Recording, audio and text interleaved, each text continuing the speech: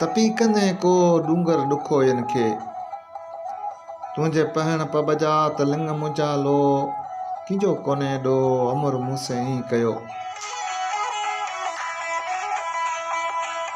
ए जबल तूं तपी ॾुख जे मारियलनि खे छा कंदे जे तूं पब जो पहाड़ आहीं त मुंहिंजा लिंग बि लो जहिड़ा सख़्त अथई। उन में कंहिंजो कसूर कोन्हे, इहा कार मूंसां तक़दीर कई आहे। ॿई वेठा रून ॾुखी डूंगर पाण में, कंहिंखे कीन चवनि मंझंदि जो प्रीतणू।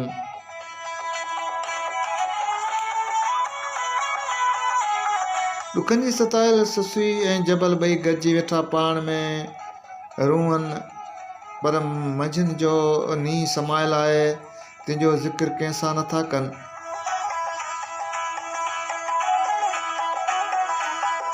मूंखे छॾम छपरे हित होताणी हाण, ओॾी मुद उठनि खे अलाह कारण आण, पोरियो कंदेसि पाण अॻियां आरीचन जे।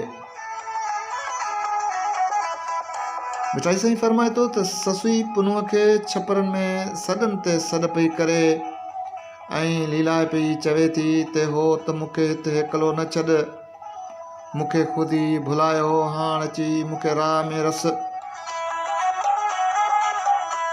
खेसि पुनूअ जे अखियुनि जा तीर रुख खाई तिखा लॻाइनि, हूअ जहिड़ी तेड़ी ॿारो अचनि जी बानी आहे, बल्कि संस जुती जेई बि न आहे।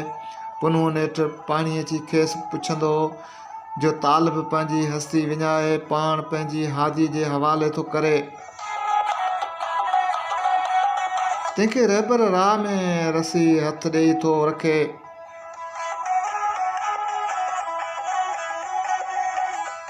मूंखे छॾम छपरे पोइ राहेसि पाण, जे भुलायूं भाण तिनखे रस रसीला राह में। मूंखे पहाड़नि में छॾे न ॾे, मूंखे मुंहिंजी ख़ुदीअ ते पुठिते राहे छॾियो, जंहिंखे ख़ुदि गुमराह कयो तिनखे ई रस भरिया अची राह में भेड़ो थी।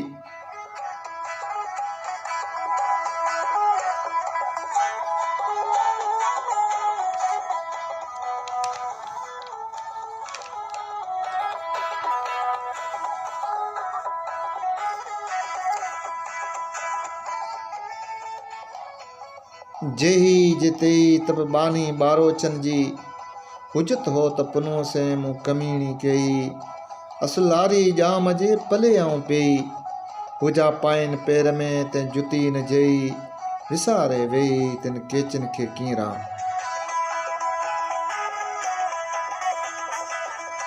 जहिड़ी जे तेड़ी तब ॿारो अचनि जी बानी आहियां, मूं कमीणी जो हो त पुनूअ सां कहिड़ो इख्तियार हलंदो, असलाऊं आरी जाम पुनूअ जे दामन में पियल आहियां।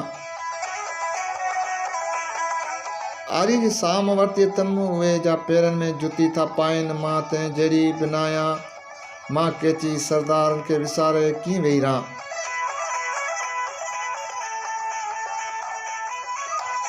हुई जे न हुई तब बानी ॿारो अचनि जी, इन संग मुक़ाबिल सुसी संधियुनि ते सुई, हुन तां लॼल हुई हिन जो हलण हो तॾे।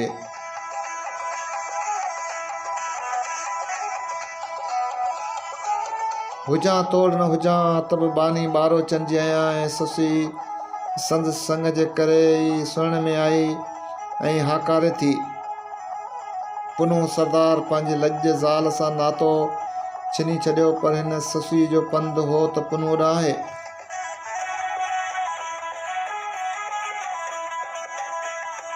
ससी खे छपरनि में ॿारो अचनि जी का बि वाई सुणण में नथी अचे, उहो तां पहाड़ ॾिसी मुंझी पई आहे।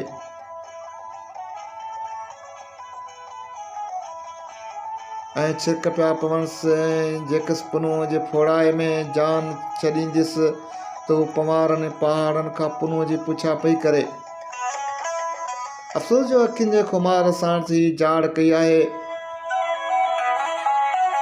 पुनू पंहिंजनि नेणनि मां रुख जा तीर उछले खेसि घायल कयो आहे। हाणे हूअ वेझनि जे वस खां वेही आहे। कामिल मुर्शिद तालिब खे पहिरीं बचाए ऐं काढ़े पोइ रंगे लाल थो करे, जीअं ससी हर अज़ाब खे ऐश थी सम्झे, जे तालिब हर मुसीबत खे मिठो करे थो वञे।